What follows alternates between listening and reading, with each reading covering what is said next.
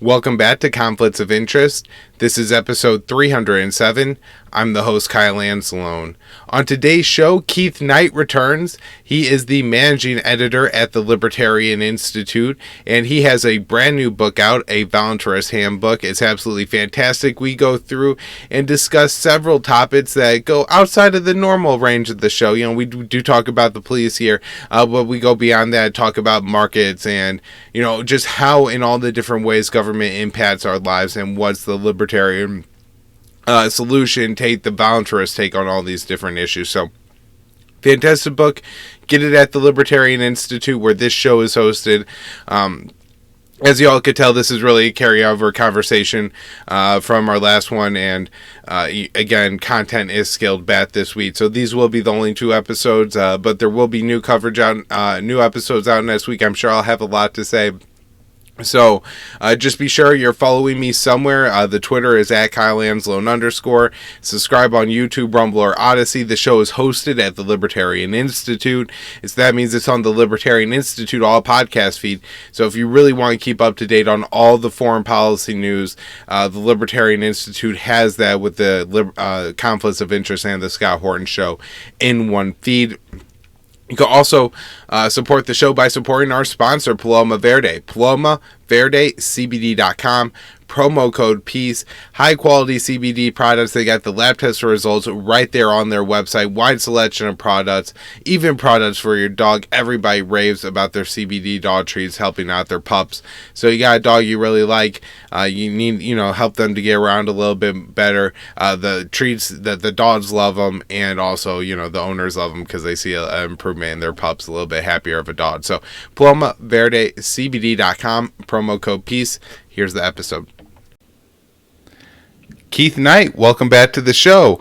Hope you're still doing okay from that interview that we recorded earlier. We're going to do another interview on your book dealing with the voluntarism idea. Libertarianism is called the Voluntarist Handbook, and you do such a nice job putting together a group of 50 essays. We just talked about Scott's essay as well as some other ideas you have in the book on foreign policy, anti-war positions. Absolutely fantastic. But today I want to talk to you more about, other libertarian concepts, because there is more things in the world than war, even if my audience doesn't realize it from listening to this show at least. And let's start off here by talking about the cops. Keith, you got a couple essays in your book, numbers 39 and 40, that I think people would really enjoy. So tell me about those. So we have two different authors here. The first one is Lou Rockwell. This is a right-wing critique of the police state. And the second one is by Jason Brennan, who is a Bleeding Heart libertarian. He worked for Bleeding Heart Libertarians blog. So these are two libertarians coming at it from a different angle. Lou Rockwell says, look, just as we would oppose there being a monopoly in cell phones. We might have a couple of reasons for this. Well, if only one group provides cell phones, then anytime we go to get a cell phone, we're kind of at their mercy. They could just raise the price of the cell phone, and we wouldn't have a lot of options to go over. We could go without a phone, but that cost is very high. Now, the second thing that would happen is not only high prices, but the cell phone company would have very little incentive to improve their quality, and this is the nature of monopoly. It has nothing to do with cell phones. It would also apply to books or ceiling fans or printers or computers. So Rockwell takes this principle and then he applies it to the concept of security. This is people wanting to be secure in their persons, property, and contracts. Now, Rockwell and a number of other thinkers in our tradition say there's nothing unique about this service, wanting yourself to be protected, just as there's nothing unique about you wanting to have food. For the same reason, we shouldn't have a monopoly in food production because we'd have worse quality and higher prices. When it comes to the service of keeping your body and your property protected, you would not want a monopoly to do so. He says, look, when you have something, let's take food again, for example, we should be appreciative for all of the farmers that exist in the world. They give us the food, and that's how we live. But we shouldn't be uncritical of every farmer just because they produce something that we need. In fact, because they do something so valuable, we should be able to disassociate with them if they do a bad job and tell them, get in their face, and let them know when they're doing things we don't appreciate, at the very least, let's say.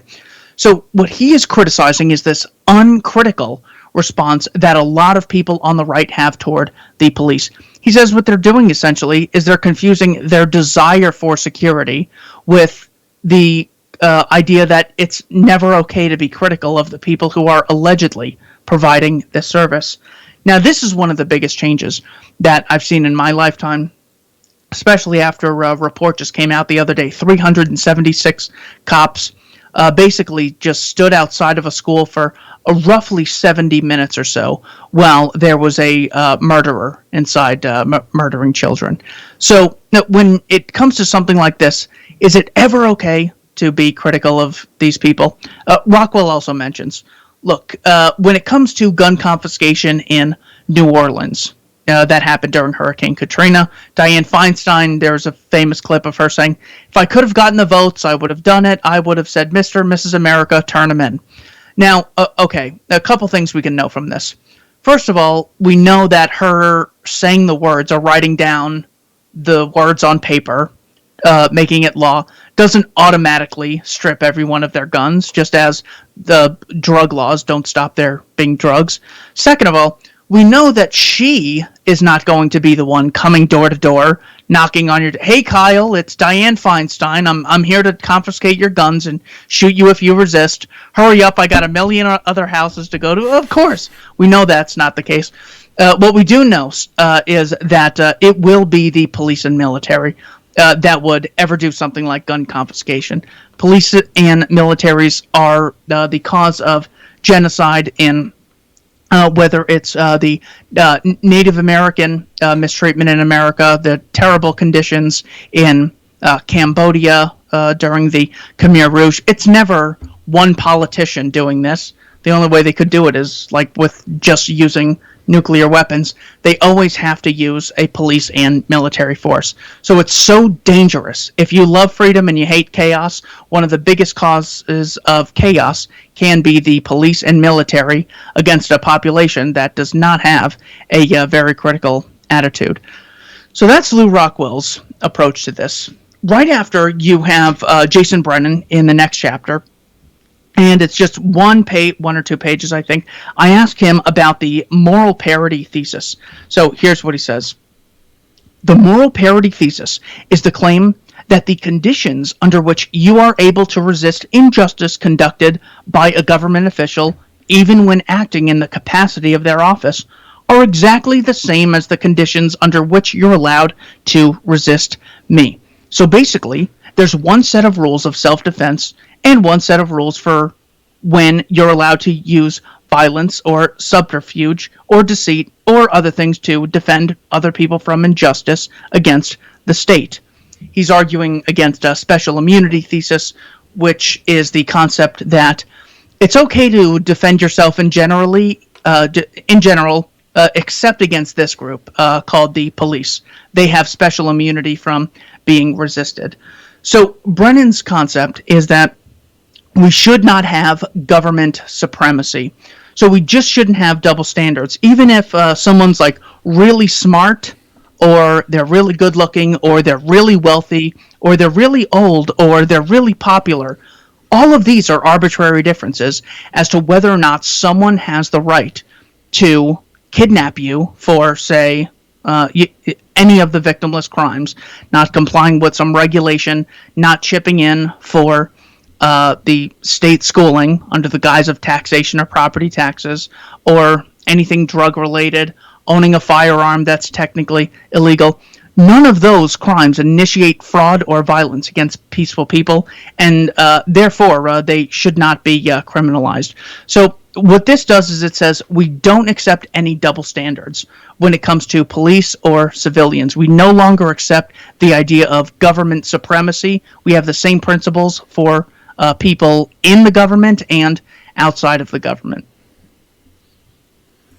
Fantastic, Keith. And I mean, a great breakdown on the cops there from the libertarian perspective, to show that, we are so principally against this institution in the way it's allowed to act with utter impunity. Keith, I guess, maybe thing I'll add is that's very important to the libertarian position on policing is about not passing bad and unnecessary laws in the first place. And you kind of get into this with guns, but we see a lot more, I think, more easily with like prostitution or drug crimes or things like that, where the politicians pass laws that say you can't sell loose cigarettes or you can't sell cigarettes without the proper TATS identification, and then they're outraged when the cops kill people for arrest or kill people who are selling loose cigarettes. And so I was wondering any take on that from your perspective on passing unnecessary laws and sicking police against people. Oh, certainly that is the root of this injustice. So another thing this book tries to do is tries to change the way people would approach these laws. So instead of saying, should there be a law, what you should do is be very specific. Should there be a law is actually, shorthand for if we catch someone disobeying the following, are we justified in arresting them, putting them in prison, and if they resist us, we murder them. We have the police murder them. So simply by understanding the actual reality of this, it already decreases the likelihood that you're going to advocate something. So if you're like really into education, you might say, oh gosh, we need to raise property taxes because we need more money for education. Well, imagine, let's just sort of run that through. I have an idea for a book called The Voluntarist Handbook. I'm going to put it out for free. It's going to be very educational. There's going to be tons of chapters. This is going to be of social benefit. Therefore, everyone who doesn't give me a percentage of what their house is worth, I will have put in jail, and if they resist me, I'm going to shoot them. That is what we should actually be saying, not the shorthand of, should there be a law, we should tax this, we should regulate that. What this book really tries to do is expose the nature of the violence that is inherent. So for the same reason, I would not like it if the Church of Scientology or the Jewish Temple tried to collect funds coercively or mandate that some children attend their schools and put their parents in jail for truancy law violations. We should just have that same standard. So yes, it's all these petty laws that sort of pile up, and then before you know it, the police have a green light to do virtually anything, pull you over for almost anything. I mean, how often is it? It's like, well, yes, the officer ended up killing that person, but he was suspected on human trafficking or murder or rape. In almost every case, the vast majority, it's something very trivial that was an unnecessary law in the first place. So great point. All right, Keith, let's talk about economics here. You have essay 36, How Markets Have Delivered More Economic Equality, and break this down for us. So this was written by Anthony Samaroff at the Mises Institute. Now, first of all, when it comes to the concept of equality, it's important to note that one of the most unequal institutions in any society is the state. As we mentioned earlier, the state has the right to issue commands, and the citizens have an obligation to obey. It doesn't work the other way around. It's not like I have executive powers against Joe Biden. He has it against the rest of us. And if we try to resist, well, we are labeled literal terrorists, using violence for political ends. So, not to mention the government in America gets $4 trillion a year.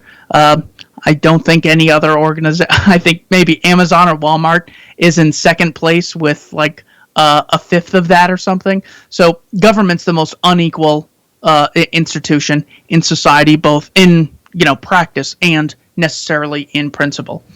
Anthony Samaroff looks at this, and he says, in a material sense, however, we are the most equal society that has ever been. A billionaire has a Maserati or a Rolls Royce, but he can't drive the streets much faster than you or I can.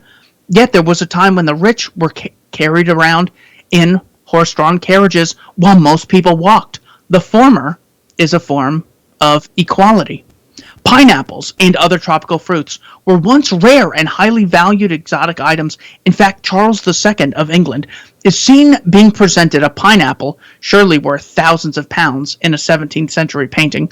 Nowadays, the rich frequent swanky restaurants, but most people in Western countries have access to more calories of quality food than they could ever eat. That's not all. The richest person in the world can't get that much better of a broadband connection than you or I, or a much comfier pair of shoes, bed, or couch.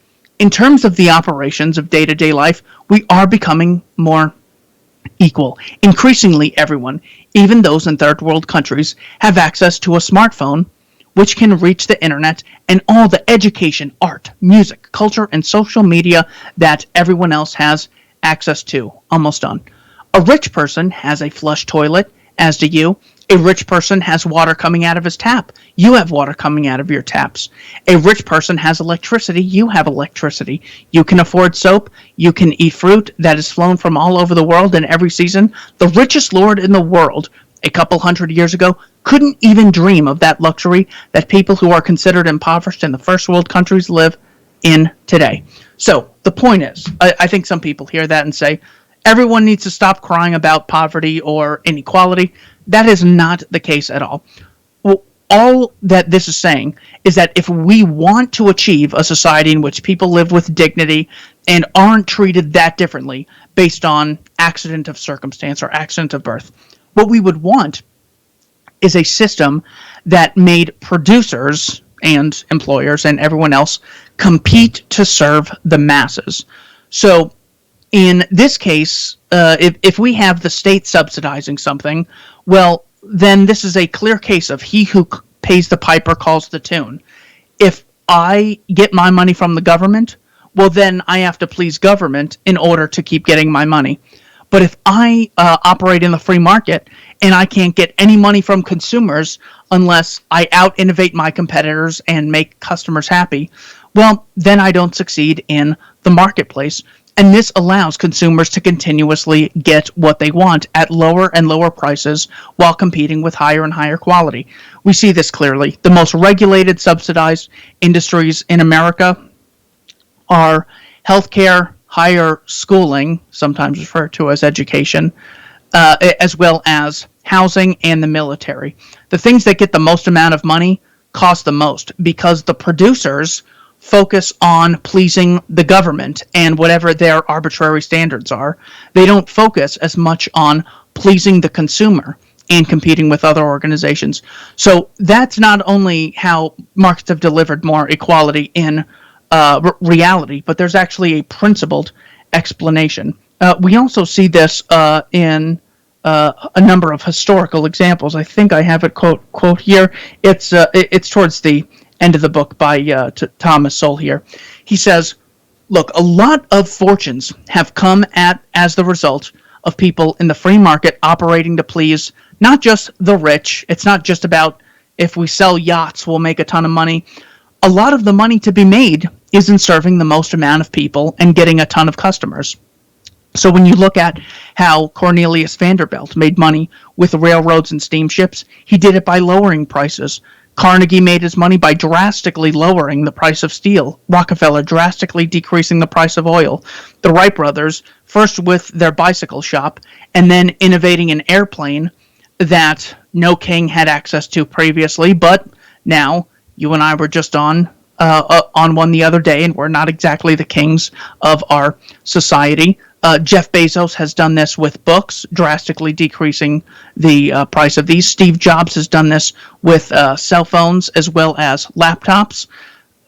Sam Walton did this to a great degree with Walmart. Sears did this to a great degree with fashion. It's all about pleasing the customer, whether you're a really good person or a really evil person.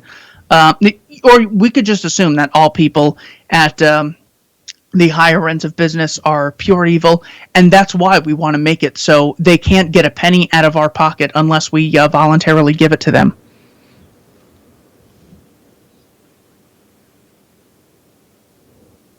Great breakdown there, Keith. Explain the libertarian position. Let's move on and talk about essay 19 here, and I will just let you get right into it, Keith. So this one is titled, I think I just lost the page. Okay, it's called Marxist and Austrian Class Analysis. This is by a professor who worked under Murray Rothbard at the University of Nevada, Las Vegas, Hans Hoppe. And I love this first sentence. I will do the following in this chapter. First, I will present a series of theses that constitute the hard core of the Marxist theory of history. I claim that all of them are essentially correct. Now, I just love things that grab my attention like that, because it's like, you know what, good. I'm really going to be challenged in something like this. So what he says is, he goes, here are the 5 main things to summarize them. He's basically, the Marxist theory of history is, all of history is a struggle between the oppressor and the oppressed, the exploiter and the exploited. The main form that this exploitation takes is economic. You have a system of institutionalized exploitation that keeps the exploiters in power, and the only way we, the exploited, can throw off these chains is by a drastic increase in class consciousness among the exploited. That's how we're going to end this thing that exists. It's economically exploiting us. So Hoppe says that is completely correct, every word of that. Now, this is something that people like Glenn Greenwald, Jimmy Dore, Max Blumenthal, Aaron Mate, all of these people would totally agree with, and that's why I think it's important to bring up. So if we say that the problem in our society is, the elites or the exploiters or the parasite class, what Hoppe does is he says, all of this is correct. Now, let's talk about what it really means to be an exploiter. And Marx is defining someone as a person who owns private property, someone who would be rich, someone who is an employer. This, however, Hoppe is saying, is not necessarily someone who is exploiting you or someone who is extracting value. For example, if I offer you nothing and Scott Horton offers you a job at the Libertarian Institute, that would mean that I'm a good friend of yours, and what you're doing with Scott Horton should be illegal because that's a form of exploitation and therefore illegitimate fraud. What would actually be happening is I'm just forcibly stopping 2 people from making a voluntary exchange.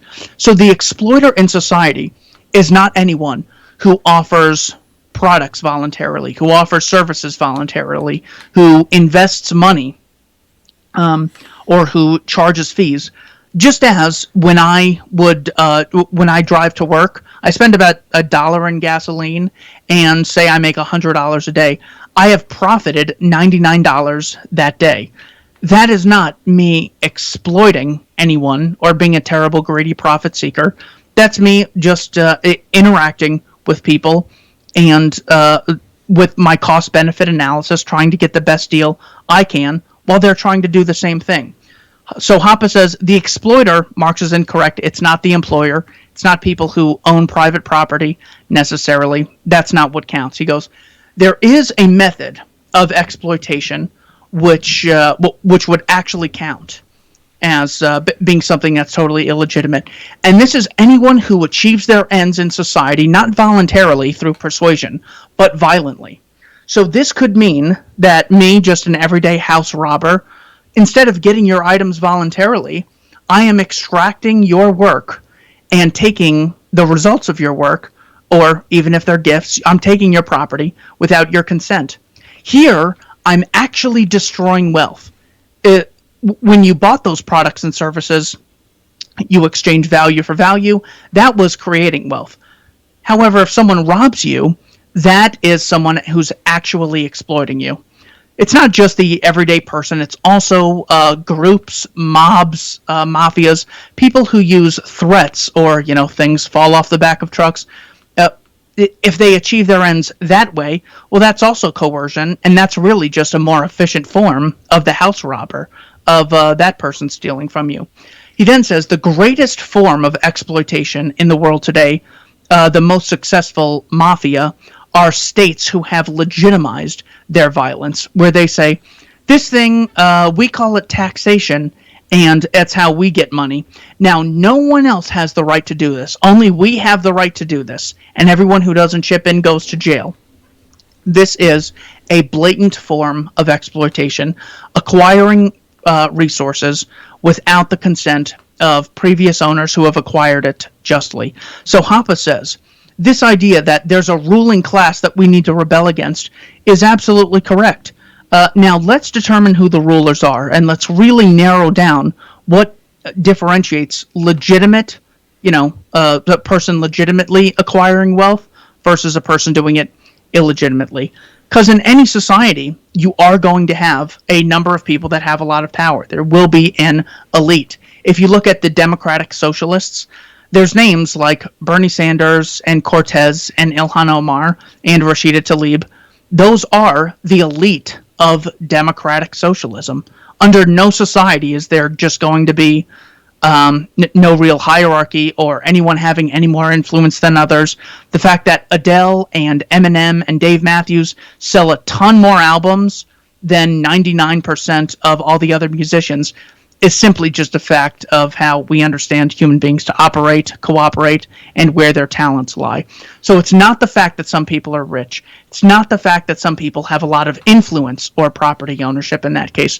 What differentiates the exploiter from the exploited is whether you achieve your ends violently or voluntarily. I think Hoppe makes the case very persuasively, and he does so without really threatening the identity of people like Richard Wolff or Chris Hedges or Noam Chomsky or any students of theirs who are very persuaded by the fact, and come to think of it, it seems like everyone who is on the right as a result of Steve Bannon or Donald Trump or Josh Hawley would say there's an elite that's really selling out the working class, and we need a populist uprising. I think this is totally legitimate for people on both the left and the right to understand the principal difference between these two. It's not just because some people are rich or some people are male or some people are born into this or that family. There's a principal distinction that doesn't rely on anything arbitrary like income, race, or nationality. And it's people who achieve their ends peacefully through persuasion or trade, and people who do it violently at the expense of others. All right, Keith, you've done a fantastic job, and thank you so much for helping me put together these past couple of episodes. Now, just want to give you a chance before we wrap up here. This book we could give away for free, right? So it's all the only cost is a link and maybe a little bit of leverage in the friendship to ask somebody to read this book and give it to them, and if they don't, at least you spend a bunch of money on a book that they didn't read and just sat on their bookshelf collecting dust and things like that. So Keith, if you let's say you got a buddy who's on a Republican buddy, you're gonna give him this book. What's the little pitch that you give him as you hand it to him to try to get him to read a few of these essays? And do you maybe have a favorite essay to recommend? Somebody who's just more of a plumb line Republican, a Mitt Romney type. So if someone is a Republican, I would recommend chapter 23, The Reluctant Anarchist by Joseph Sobran. He was the senior editor at National Review for 18 years, right alongside William F. Buckley. And he makes the case as to why he is no longer a conservative, but became an anarchist. That term, as you could see with the definitions at the beginning, is consistent with the idea of libertarianism or voluntarism.